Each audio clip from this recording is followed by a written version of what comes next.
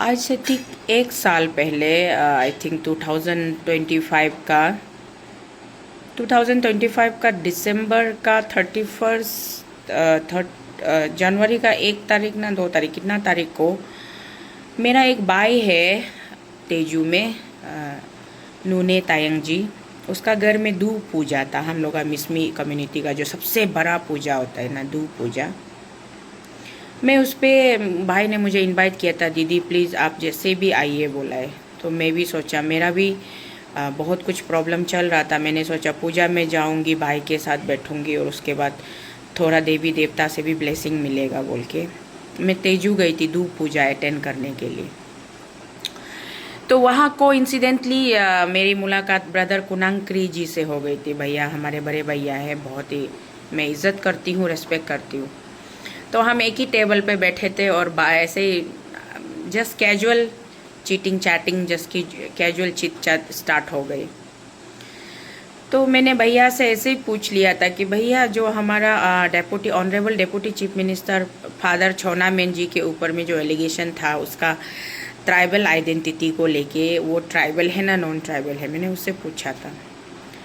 तो भैया मुस्कुरा के हंस के मुझे बहुत प्यार से भैया ने मुझे बताया कि नहीं वो ट्राइबल ही है, वो खामती ही है, वो नॉन ट्राइबल नहीं है बोल के। तो मैंने बोला अगर ये बात है वो ट्राइबल है नॉन ट्राइबल नहीं है, तो आपका एक वीडियो यूट्यूब में एक पुराना वीडियो है जो आप प्रेस ब्रीफिंग कर रहे थे कुछ डॉक्यूमेंट्स को लेकर के कि चौना मेन जी नॉन ट्राइबल है बोल करके, तो उसको आप एक बार क्लियर कर दीजिए मीडिया में, सो दैट कि हमारा छोटा छोटा भाई लोग जो हाफ नॉलेज होके बाद में ये गलती ना कर दे कि नहीं वहाँ के लोगों ने भी बोला था तो इसीलिए उसका ऊपर में ये एलिगेशन ना लगा दे, फिर डिफेमेशन का शिकार ना हो जाए। तो भैया को मैंने रिक्वेस्ट किया और भैया ने भी मुझे बोला ठीक है बहन आप बोल रहे तो मैं क्लियर कर दूंगा। चौनामेन जी फादर जी से आज तक मेरी मुलाकात नहीं हुई। मैं फादरली फिगर है, वो स्टेट का एक सीनियर मोस्ट सिटीजन है, वो मिनिस्टर है, डेप्यूटी चीफ मिनिस्टर है, वो that is part of his profession. मैं उसके प्रोफेशन के आधार पे उसको नहीं बोल रही हूँ, रिस्पेक्ट पे नहीं कर रही हूँ, बट एजेडली सीनियर, बहुत ही सीनियर सिटीजन है। उसके बाद में फिर स्टेट में उसका अपना एक परिचय है, अपना एक पहचान है। तो अगर उसको उसके आइडेंटिटी पे, उसके ट्राइबल आइडेंटिटी पे अगर कोई शक है या फिर कोई डाउट है तो वो क्लियर होना चाहिए। उसके बाद मैं यहाँ घर पहुँचकर तेजू से वापस आकर ईटानगर पहुँचकर मैंने अपना एक लाइव वीडियो बनाया था। उस पर भी मैंने चौनामेन जी से भी मैंने रिक्वेस्ट किया था कि आपके आइडेंटिटी को लेकर के जो सवाल पब्लिक डोमेन में मार्केट में जो गूंज रहा है, इसको वंस फॉर ऑल आप एक सॉल्व कीजिए। आप भी सामने आके बताइए कि आपकी रियल आइडेंटिटी क्या है। ये वीडियो मैंने डाला था और बड़े भैया क्रिस साहब को भी मैंने वीडियो के माध्यम से अपील किया था कि आप अपना वो स्टेटमेंट को क्लियर कीजिए। उसके तुरंत 1-2 दिन के बाद क्रिस साहब का वीडियो आ गया था। तो मुझे लगा था कि ये इशू सोल्व हो गया है, क्योंकि चौनामेन जी का आइडेंटिटी एज ए खामती क्रिस साहब ने, जिन्होंने उसके ऊपर में वंस अपॉन ए टाइम वो लोग एक पॉलिटिकल राइवलरी थे उसके बीच में। क्रिस साहब भी खुद honourable member of legislative assembly के लिए वहाँ से तैयारी कर रहे थे, कॉन्टेस्ट कर रहे थे। तो एक होता है कि पॉलिटिक्स में 2 कैंडिडेट जब एमएलए या एमपी या कुछ भी जेडपीएम जीपीएम व्हाटएवर किसी भी पॉलिटिकल बैटल में लोग जाते तो एक दूसरे के खिलाफ कुछ ना कुछ ढूंढते रहते। स्ट्रॉन्ग कैंडिडेट के अगेंस्ट तो आप क्या क्या लूपहोल्स निकालने की कोशिश करते कि उसने इलेक्ट्रिक बिल पे किया कि नहीं किया, उसने वाटर बिल पे किया कि नहीं किया, उसका गाड़ी का registration RC up to date है कि नहीं है, उसका गाड़ी का इंश्योरेंस ठीक है कि नहीं। मतलब छोटी से भी छोटी चीज़ें, बारीक से भी बारीकी चीज़ों को लोग ढूंढ के निकालते हैं। तो क्री भैया ने भी बताया उसी के चलते उसको भी हाफ इन्फॉर्मेशन मिला था, इसलिए उन्होंने कुछ डॉक्यूमेंट्स मिले थे तो उनके आधार पे उन्होंने उसके ऊपर ये एलिगेशन लगाया था। लेकिन बाद में वो खुद गए और पूरा जांच पड़ताल किया तो उनको कंफर्म हो गया कि नहीं चौनामेन साहब ट्राइबल ही है। हमारा जब अरुणाचल असम अनडिवाइडेड था उस समय में, अरुणाचल असम जब अनडिवाइडेड था उस समय में चौनामेन साहब के फादर फोर फादर, उसके जितने भी मतलब एंसेस्टर थे, वो सदिया में उनका निवास था, सदिया में रहते। नॉट ओनली चौनामेन जी का फैमिली, और भी बहुत सारे खामती फैमिलीज़ के नाम उन्होंने मुझे बताए थे। मुझे मैं थोड़ा सा, क्योंकि साल भर बीत गए और मैं भूल गई इस टॉपिक को, तो उन्होंने बताया था कि बहुत सारे लोग वहाँ से थे।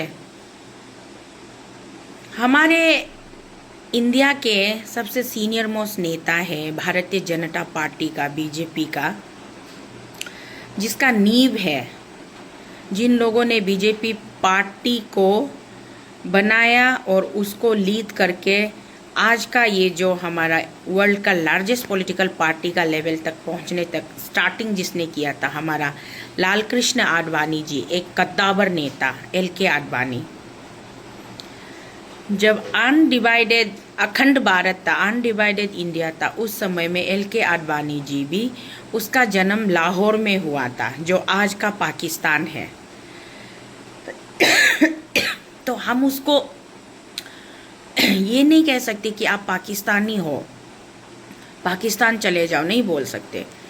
जब बाउंड्री डिमार्केशन हो गया और दो कंट्री का बॉर्डर डिक्लेरेशन होने के बाद आज आडवाणी जी इंडिया के हिस्से में रहते हैं, बट उसका जन्म अनडिवाइडेड समय में पाकिस्तान में हुआ था।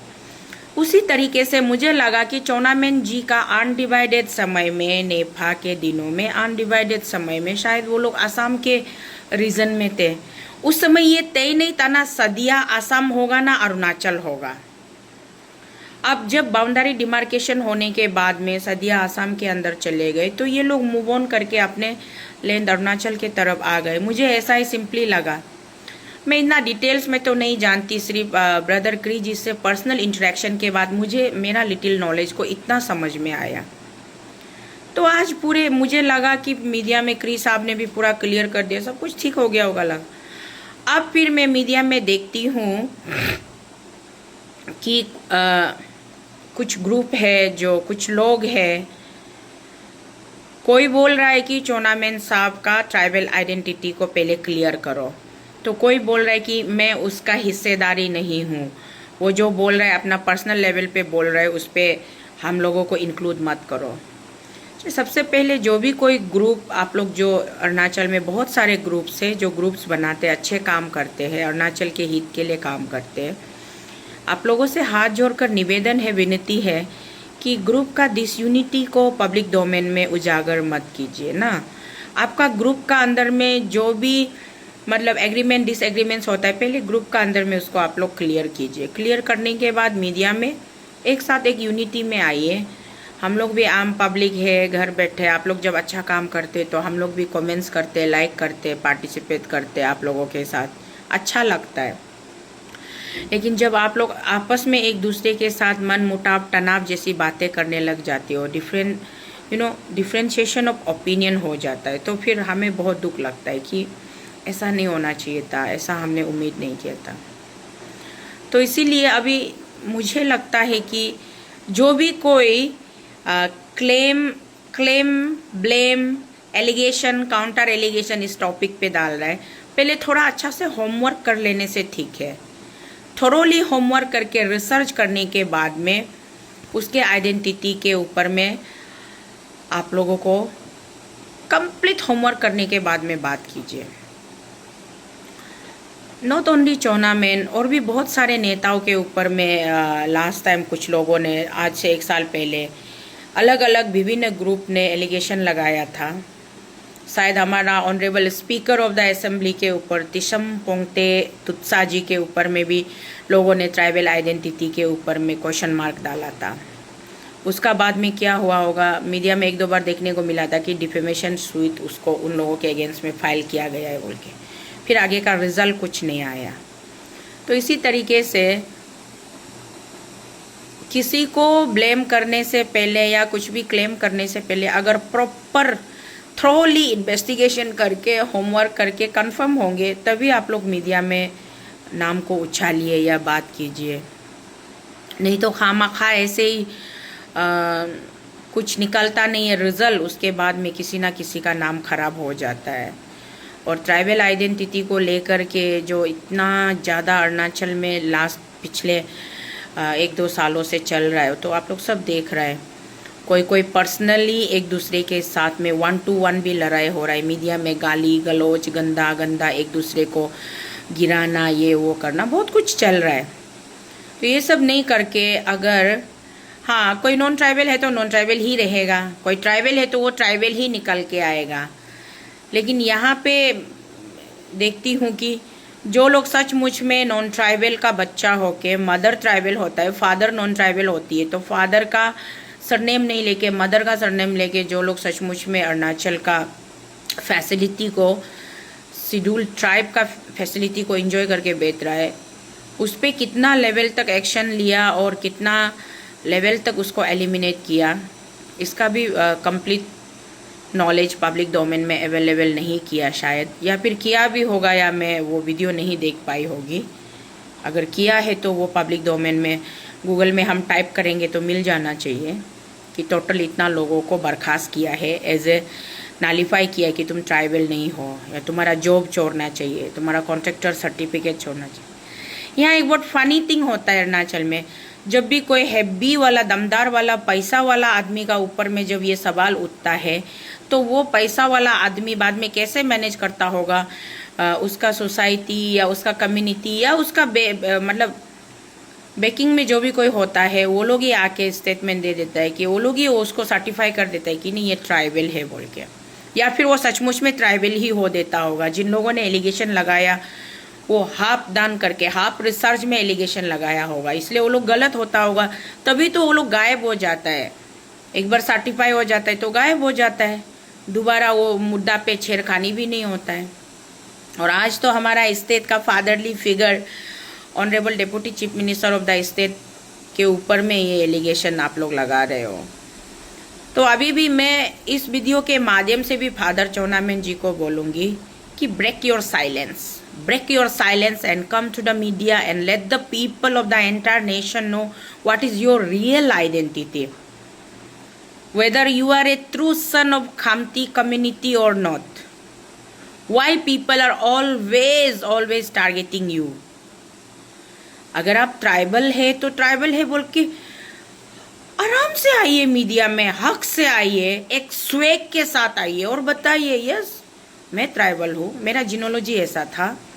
आप लोग बच्चे, छोटे छोटे बच्चे, बेटे लोग क्यों मेरे पीछे पड़े रहते हो? ये आप बोलिए फादर जी, आप अपना साइलेंस ब्रेक कीजिए। आप चुपचाप रहते हो ना, आपको लगता होगा ये डिस्गस्टिंग, इसको क्या जवाब देना, क्या रेस्पॉन्ड करना, आप ऐसे सोचते होंगे। बट आपका यही सोच आपको एक दिन हेडेक दे के आपको माइग्रेन का बीमारी हो जाएगा। तो आप क्लियर कीजिए। मैं आपके माध्यम से तो मुझे कोई कंप्लीट नॉलेज नहीं है, बट ब्रदर क्री जी ने मुझे खुद बताया, उस बंदे ने, उस भैया ने, जिसने जो वंस अपॉन ए टाइम वो आपका पॉलिटिकल राइवल था और उन्हीं ने आपके ऊपर में एलिगेशन लगाए थे। उसके बाद ये चीज़ें, चिंगारी वहाँ से बरकी थी और वो ये चीज़ें जाकर के मार्केट में फैली थी। उसी भैया ने मुझे कंफर्म किया, सर्टिफाई किया कि नहीं आप ट्राइबल है, खामती है। उसने पॉलिटिकल राइवल के चलते आपके ऊपर में एलिगेशन लगाया था। मेरा लेवल में इतना तक नॉलेज मुझे क्लियर है कि पिताजी चौनामेन जी ट्राइबल है और वो सर्टिफाई किया था हमारा क्री ब्रदर ने। क्री ब्रदर जी का वीडियो भी पड़ा हुआ होगा इंटरनेट में, आप लोग ढूंढ के सर्च कीजिए, ढूंढिए, आप लोगों को मिल जाएगा जिनको भी कन्फ्यूजन है। ठीक है, इतना ही बोलना चाहूँगी और कुछ नहीं। धन्यवाद, सब अपना ध्यान रखिए। जय हिंद, जय भारत माता।